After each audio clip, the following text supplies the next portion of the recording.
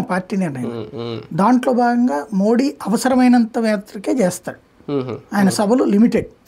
గతంలో మొత్తం మోడీనే అనే స్టేజ్ నుంచి మోడీ కూడా అనే స్టేజ్ తీసుకొచ్చారు. అది ఒక ఆస్పెక్ట్.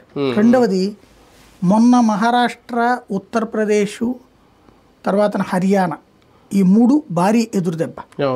ఎందుకు అంటే ఆర్ఎస్ఎస్ని వీళ్ళు నిర్లక్ష్యం చేయడంతో వాళ్ళు వదిలేశారు. 2014 నుంచి అధికారంలోకి రావడానికి కారణమవుతున్నటువంటి ఆర్ఎస్ఎస్ని లైట్ తీసుకోవడం ప్రారంభించిన బీజేపీ నాయకత్వం. అదే ఆర్ఎస్ఎస్ నుంచి వెళ్ళినటువంటి అమిత్ షా, నరేంద్ర మోడీలు లైట్ తీసుకోవడం ప్రారంభించారు. వీళ్ళు వదిలేశారు. మొన్న వదిలేస్తే ఫలితం ఎట్లుంటుందో చూసింది ఇప్పుడు భారతీయ జనతా పార్టీ పార్లమెంట్.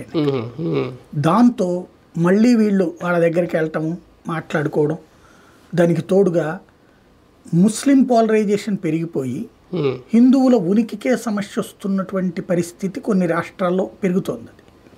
అందులో Maharashtra one of the third place అవ్వాలి. ఫస్ట్ ఉత్తరప్రదేశ్, రెండోది దాని పేరేంటది మన బెంగాల్.